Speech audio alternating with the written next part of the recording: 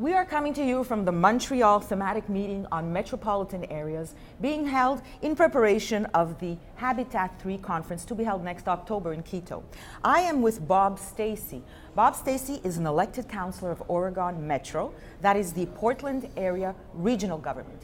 Mr. Stacey has over 35 years experience in city planning, transportation planning, and state and regional growth management and land development.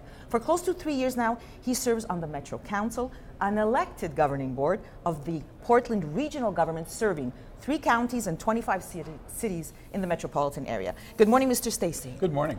Please tell us how Oregon Metro functions and how it is unique in the U.S. Well, Metro has a limited number of duties and responsibilities, and many of those were assigned by the legislature in the act that authorized the creation of this body. Some were granted to us by the voters when we went and asked for additional powers. We manage the land supply with an urban growth boundary.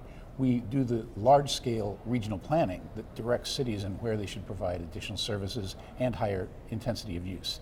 We have a transportation plan, we have a solid waste system that we manage, and then we have visitor venues like the zoo and the convention center, and 17,000 acres of parks and natural areas, which the voters have helped us purchase. Okay, let me understand, you're voted on this council? Yes, I'm elected, so each of the 7 council members is elected either in a district like mine, about 250,000 people per district. They usually cross a city line. Mine is all contained within Portland. There's a president. I serve as deputy president this year.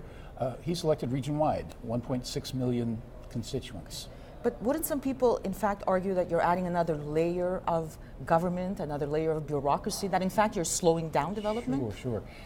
It's a common theme. In Oregon, we hear about that all the time, and there's some questions. How would we have an urban growth boundary? Assuming that we should have a line that helps us plan ahead and figure out where services should go, make sure that we're not overextending transit and all the other expensive elements of development. And who gets to get that land? Well, we make sure it's ready in advance. Every 5 years, we do an urban growth boundary determination and say, how much land will we need for the next 20 years of development based upon our projections? So we're never slowing things down. We're speeding up the readiness of that land at the edge.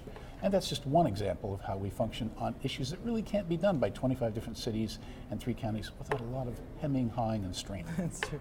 So tell me, yesterday you participated, you were part of the panel on challenges of cities. And how do metropolitan areas, how can they solve those challenges? We were talking specifically about economic issues, environmental. It's a great conference, I have to say that. The panel I served on was just remarkable people. I think that we have an opportunity at the metropolitan scale to be cognizant of the capacity of the metropolitan region, the economic capacity, the social capacity, the capacity to deal with diversity and lack of opportunity that an individual city can't. Cities sometimes are jealous of one another. Sometimes. Why do I have to have this social housing when this city doesn't? Well, here's our agenda for how we might build social housing that would meet the needs going forward. It's going to be costly. How can we do that fairly? Have the panel, have the discussion, develop a plan, and move forward.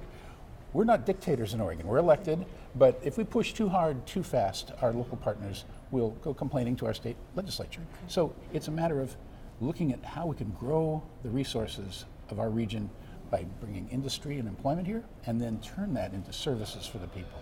Well, it sounds like a plan. Thank you. Thank you so much for this, Mr. Stacey, and a good pleasure. end of conference. Okay, thank you.